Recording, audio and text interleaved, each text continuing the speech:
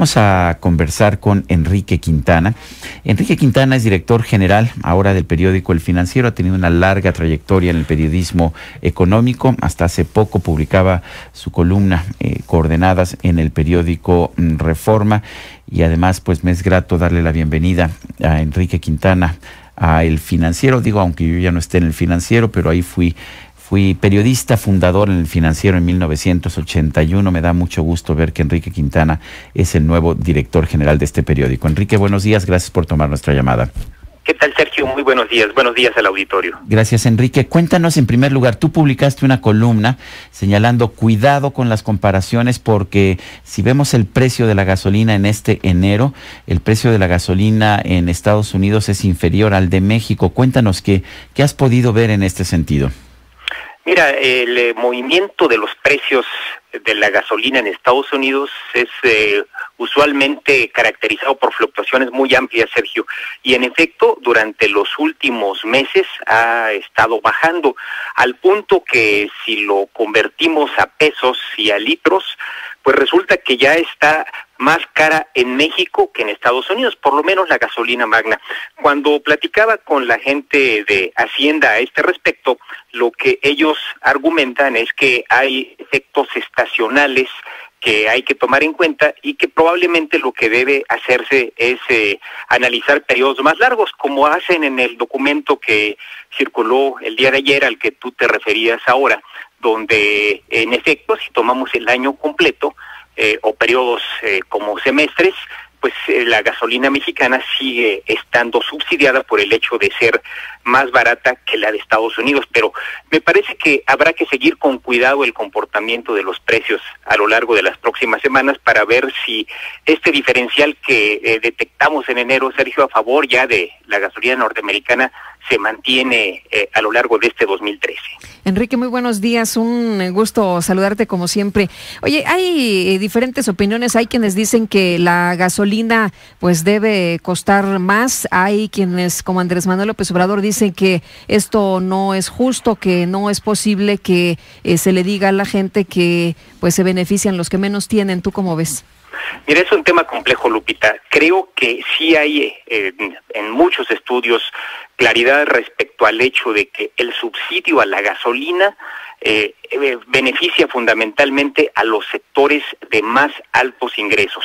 En ese sentido, más que costar más o costar menos, me parece que debiera establecerse una política de precios de este insumo tan indispensable en la vida diaria, que no implique subsidios o que los vaya reduciendo de manera gradual, con objeto de que no se asignen recursos públicos para los sectores de mayores ingresos, sino que se dejen esos recursos públicos para poder canalizarlos a sectores, a los sectores más pobres.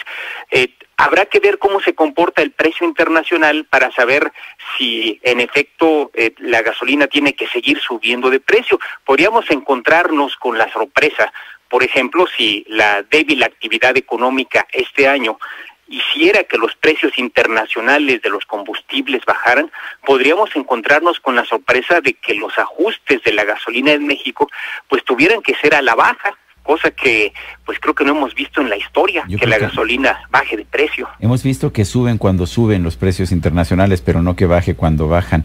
Oye, esto me lleva a una situación muy interesante, que es el llamado costo de oportunidad. El subsidio de la gasolina se determina no por el por el costo de producción de la gasolina que se produce en México. Una parte, por supuesto, se importa de Estados Unidos y ahí pues lo que se tiene que ver es el costo de importación. Pero aunque el costo de producción en México sea inferior al precio en el que se vende, se dice que hay un subsidio porque no se está realizando un costo de oportunidad. Esto es, no se está vendiendo la gasolina al precio que podría obtener en el mercado. ¿Podrías explicarnos esto? Así es, Sergio, no es solamente el caso de la gasolina, hay una multitud de productos que tienen como referencia un precio internacional. Pensemos, por ejemplo, en el caso de los alimentos, el maíz, la soya, el frijol, o pensemos en el caso de la industria, el acero, por ejemplo, tienen precios internacionales porque son productos que tienen volúmenes muy grandes involucrados en el comercio internacional. Entonces, los precios de referencia, los precios contra los cuales se calcula si el producto se vende por arriba o por abajo de su referencia, es usualmente un precio internacional, Sergio. Te diría adicionalmente que en México no sabemos con exactitud cuánto nos cueste producir la gasolina, aunque se ha avanzado en materia de transparencia, todavía son datos que las filiales de Pemex, particularmente Pemex Refinación, no tienen con todo el detalle. No sabemos en realidad si el precio interno pudiera ser inclusive más alto si reflejara completamente los costos involucrados en su producción en México, Sergio, por las ineficiencias que existen en Pemex Refinación. Enrique, te estás haciendo cargo de la dirección del periódico El Financiero. Cuéntanos, es un esfuerzo importante. Tú sabes que yo participé durante 13 años a partir de octubre de 1981, desde antes, desde los números cero. Tú estuviste una parte también importante de tu formación como periodista económico allá en El Financiero. Es un periódico de mucha tradición. ¿Cuáles son tus planes en ese periódico? Mira, Sergio, tú conoces la tradición del Financiero. La columna que entonces publicabas era Central. Seguramente la gente se acuerda de Pulsaciones. Central porque era la principal de la página de opinión y Central porque estaba en la parte del medio de esa página. Y el Financiero desde entonces, estamos hablando ya de un proyecto de 30 años, siempre buscó a través de un periodismo independiente y basado en los hechos, posicionarse como un generador tanto de opinión como de información útil para un segmento de la población, para aquel involucrado en el ámbito económico y financiero. Vamos a recuperar esa tradición que tiene el Financiero, que se ha sostenido, pero en medio de una problemática de gestión empresarial seria que hizo que no se realizaran las cosas a fondo como se deberían. Ahora un nuevo dueño con quien que ya conoces tú, Manuel Arroyo. Lo conozco bien, de hecho, desde hace muchos años.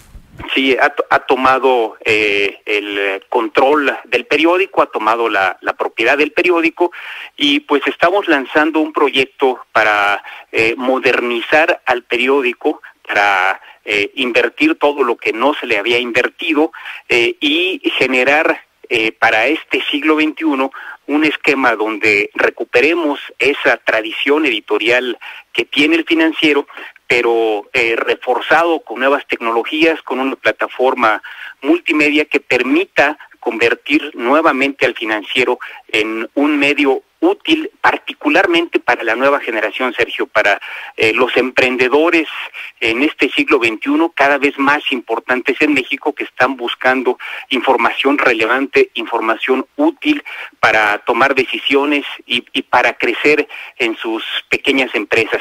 Hay un público tradicional al que se le seguirá atendiendo, los ejecutivos de las grandes empresas, los banqueros, pero particularmente con la modernización buscamos a nuevos públicos que están demandando este tipo de información tanto en el periódico como a través de otros medios, Sergio.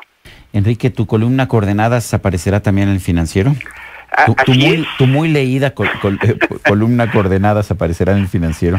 Te agradezco la referencia. Desde luego que sí, Sergio, aparecerá en unas cuantas semanas. Tú sabes también que esa columna nació en El Financiero en 1988. Empezamos a escribir en El Financiero y esa columna estuvo pues más de 4 años en el Financiero inicialmente. Así es que en el mes de enero seguramente los lectores podrán ubicar mi columna nuevamente en las páginas del periódico. ¿Tu tiempo como director general empieza formalmente hoy o ya había empezado la semana pasada? Formalmente empezamos hoy, Sergio, con múltiples tareas. Desde luego ya me he estado involucrando en conocer un poco de la operación del periódico, pero formalmente como director general editorial comenzamos el día de hoy la gestión en el periódico. Mucho éxito, Enrique, y muchas gracias como siempre por platicar con nosotros. Lupita, mil gracias y pues ya les estaremos contando de las cosas que vayamos haciendo en este proyecto periodístico. Enrique Quintana, nuevo director general editorial del periódico El Financiero, gracias por tomar nuestra llamada. Déjame decirte que para mí, en lo personal, bueno, tú sabes, yo estoy en el periódico Reforma desde hace muchos años, sabes también que estuve 13 años en El Financiero, también, no sé si sepas que yo de alguna manera soy periodista por el ejemplo de mi tío Rogelio Cárdenas, quien fue el fundador junto con mi primo Rogelio Cárdenas Sarmiento.